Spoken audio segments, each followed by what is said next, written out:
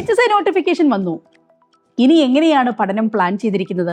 Consistency, revision ഇവയൊപ്പം ഉണ്ടാവണം HSIയിൽ through out. നമുക്ക് ഒരുമിച്ച് പഠിക്കാം CCയോടൊപ്പം. Welcome to competitive cracker. ഞാൻ മേഘ. കേരഫെഡിന്റെ അക്കൗണ്ടന്റ് പോസ്റ്റിനെ സംബന്ധിച്ച്, ക്വാളിഫിക്കേഷനെ സംബന്ധിച്ച് പല സംശയങ്ങളും നിലവിലുള്ളതായിട്ട് നമ്മൾ കമന്റ് ബോക്സുകളിൽ കാണുകയുണ്ടായി.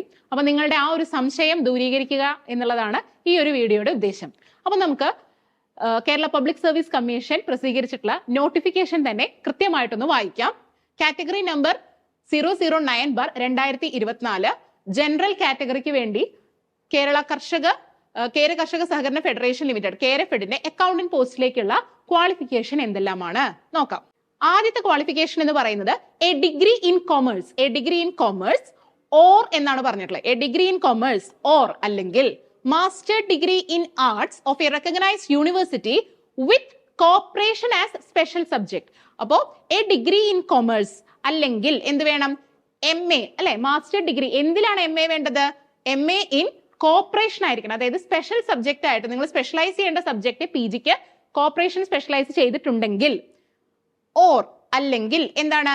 BA, BSc or BCom degree of a recognised university.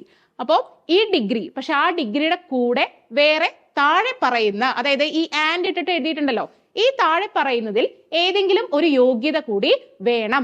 ശ്രദ്ധിക്കാം, ഈ ഡിഗ്രിയുടെ കൂടെ, അതായത് BA, BSc, BCom ഡിഗ്രിയുടെ കൂടെ ആൻഡ് എന്തെല്ലാം വേണം? ഒന്നില്ലെങ്കിൽ HDC of state cooperative union of Kerala or HDC or HDCM of the national council for cooperative training.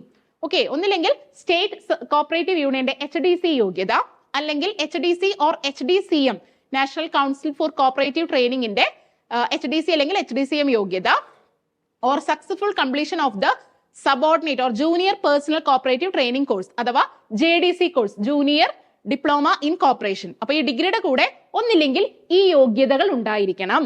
Or അല്ലെങ്കിലോ diploma in rural services with cooperation as optional subject.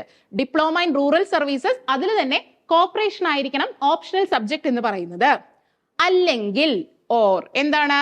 BSc cooperation and banking, BSc cooperation and banking from a UGC recognized university or national institutes established by the central government or institutions established by the government of Kerala. അപ്പൊ ഇത്രയുമാണ് പ്രധാനപ്പെട്ട യോഗ്യതകൾ.